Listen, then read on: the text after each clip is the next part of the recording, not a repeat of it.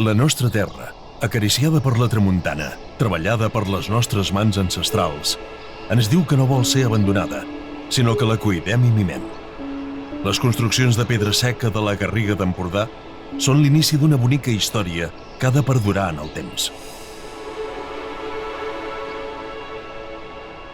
Els municipis de Llers, Avinyonet de Puigventós, Vilanant, Biure i Pont de Molins ens ofereixen un mapa visual de la nostra tradició.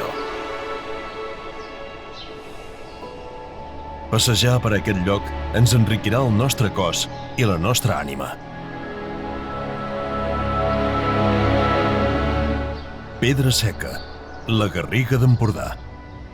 La Garriga d'Empordà té unes 500 construccions de pedra seca, de les quals un centenar són BECILs, són protegides, però a partir d'aquesta posada en valor de les construccions d'aquests 5 municipis, doncs això ha d'anar més. Hem de tenir més BECILs, hem de reconstruir, posant en valor la pedra seca, al mateix temps formem gent que sabran fer aquestes reconstruccions i també sensibilitzem el territori de cares a la preservació de les construccions.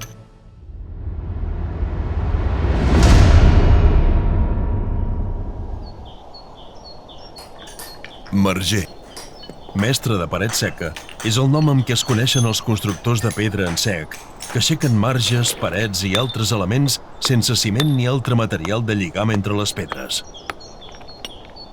Aquest PEC que hem iniciat ha tingut aquest objectiu de posar en valor la pedra seca de la Garriga, posar-la en valor culturalment, posar-la en valor arquitectònicament, però també turísticament. Jo crec que és una peça fonamental del turisme cultural de la nostra comarca a desenvolupar de cares al futur.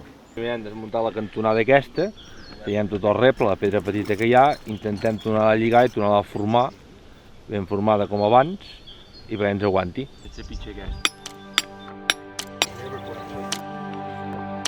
Oh, just when I quit being lonely, just when I found something special. Benvinguts avui a l'activitat que farem de pedra seca i paisatge al poble de Biure. La pedra seca ja és una tècnica que ja ve des de l'època de l'antiguitat, per exemple ja ve del Neolític, però bueno, la que ens referim en aquesta zona d'aquí és la pedra seca que va començar a partir del segle, més o menys mitjans del segle XVIII. Traient aquí i picant aquí.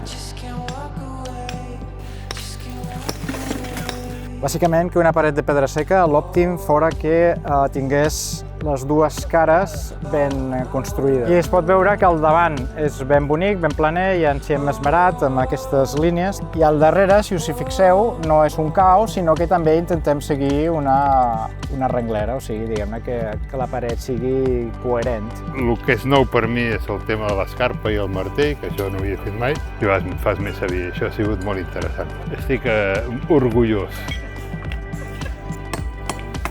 És de molta tècnica i molta precisió. Benvinguts a tothom. Dintre dels actes que fa el Consell Comarcal amb la pedra seca, s'està fent un curs de pedra seca de 5 dies. Avui és el 4 dia, que encara ens queda una jornada la setmana vinent que llavors faran barraques. Interessant i recuperar aquest patrimoni que és la pedra seca, ancestral, que s'està perdent, i doble mur, i això cedeix, aguanta bé, que pugui drenar, que pugui ser un nínxol ecològic aquí, de biodiversitat, amb aquests forats que deixen. Fantàstic, genial. Gent molt i molt motivada, amb moltes ganes. Gent de diferents llocs, de vegades perquè tenen finques i també els serveix, o simplement perquè els agrada la pedra seca, però tots ells amb molta motivació.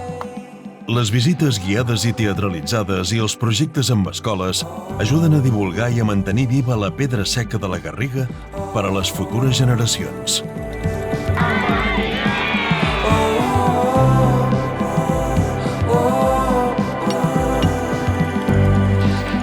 Com ho hem de fer perquè aquesta paret resisteixi certes empentes. Abans era més, diguem, empíric d'anar provant i ara doncs, tenim uns estudis darrere que ens permeten que si seguim la tècnica que nosaltres ensenyem o que ens han ensenyat i que volem transmetre, seguim aquesta tècnica, un mur suportarà un cert tipus de càrregues.